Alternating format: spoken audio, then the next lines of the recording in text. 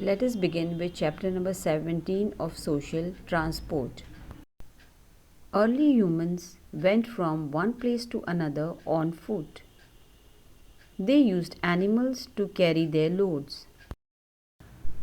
The invention of wheel brought a revolution in the means of transport.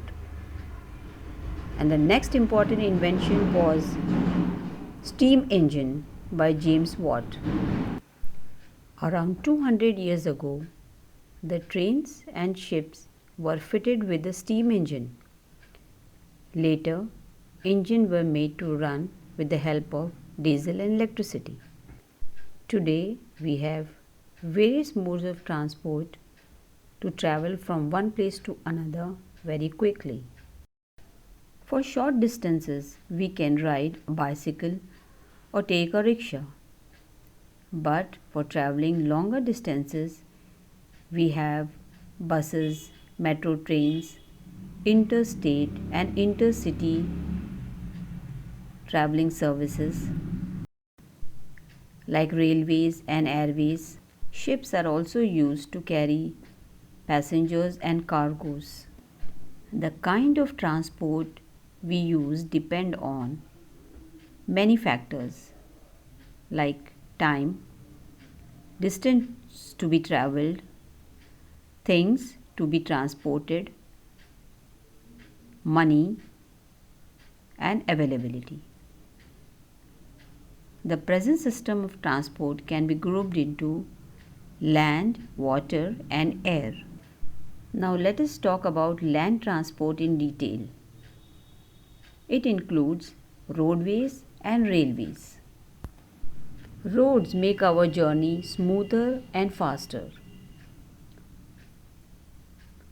Certain roads are broad and they are linked to major cities.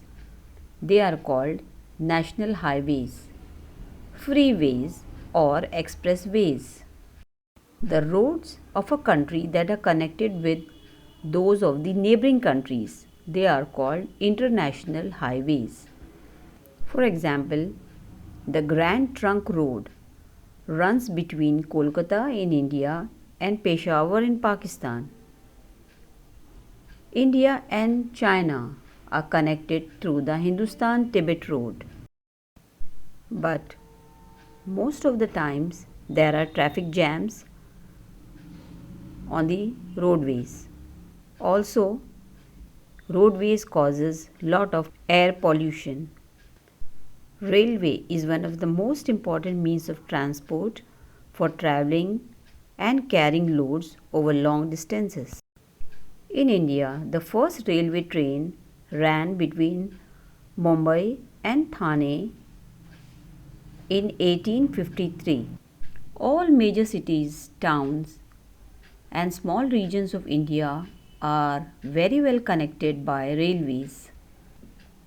Several superfast and heritage trains have also been introduced, like Deccan Queen and Palace on Wheels. These are specially for foreign tourists. Waterways. Rafts were the earliest means of water transport. Then boats came in. Nowadays, ships run on steam and diesel engines, carry people, raw material, and finished goods from one place to another.